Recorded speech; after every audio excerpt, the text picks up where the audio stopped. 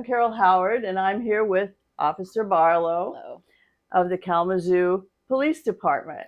Yes, I've asked. absolutely. So first, I want to say thank you, Carol, so much for having me. I do believe this is a very serious topic. Mhm. Realtors face a lot of dangerous and scary situations, just like law enforcement officers do. And I think it's very important to understand what's happening in your community and what's happening in the world. So when we talk about what offenders are looking for, I think it's important to know the difference between a hard target and a soft target, right? Good So point. soft targets are easy targets to get. So when you have people that have criminal intent in their mind, they're looking for people that are easy targets, people that typically look like they're not all the way together. What does that look like? Someone who's maybe walking lackadaisical. Maybe their clothing is hanging off. They look a little like they're just not up to serious business. They don't have too much going on. They just look like they're just out. The day is just the day, right? Mhm. So it appears as if I can approach you and you'll just be someone easy to maybe assault, rob. It's a real thing. It's happening here in the city of Kalamazoo.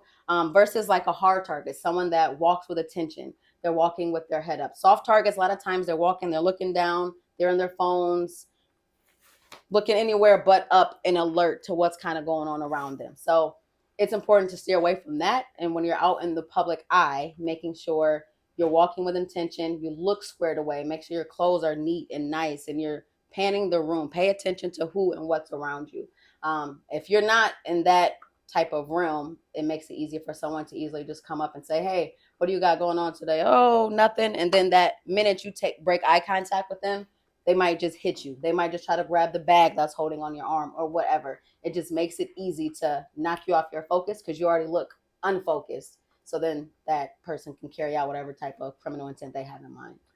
And that would apply to anybody walking down the street, but Absolutely. realtors are out there Mm-hmm. trying to meet new people to sell houses to or get Mm-hmm. a listing from. Yeah. And I like to say It's realtors so are. essential for women and men to listen to their body language.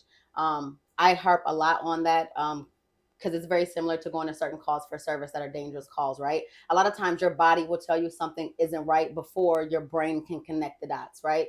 So when Yes. you're walking into a certain environment, or if a realtor walks outside of this door, just again, paying attention, keeping your head and eyes up to what's going on. You might see someone standing over in the corner in all dark clothing, ski mask on, and a hoodie, and it's 85 degrees outside. That should have the hairs on the back of your neck standing up, right? That looks a little suspicious. So if you need to get to your car to maybe retrieve some paperwork, maybe you're leaving for the night or you're coming back in, keep an eye on something like that. The clothing description, how they look, where are they at, why are they standing by the fence? Is it a car over there? Is there no cars over there? Is someone else with them?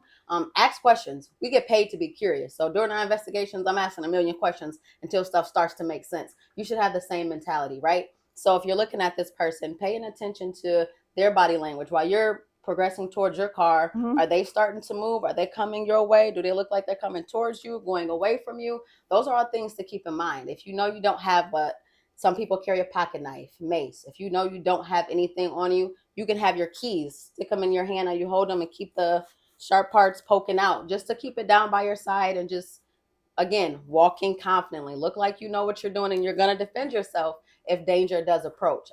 If you're like walking to your car and you see them progressing towards you, if you get nervous, if the hairs on the back of your neck stand up, retreat back inside and lock that door.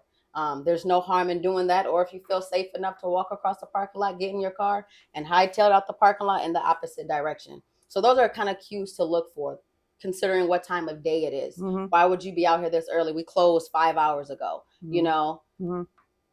you can ask them, do they need any help or what's going on? But that's if it's on your heart to do so. A lot of times, Mhm. starting that conversation kind of sometimes lead to something else. So just leaving it where it's at, making sure you're safe and getting out of there is always the best option, I would say, especially if it's after hours. Yeah.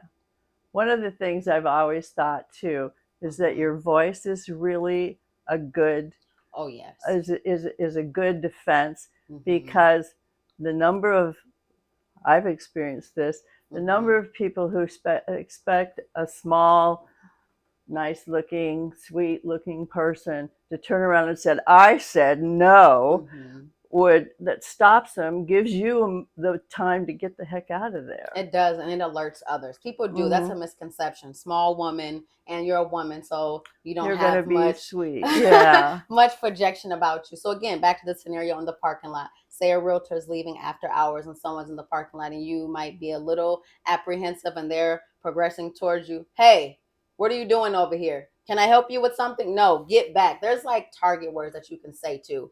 Everyone will react to fire.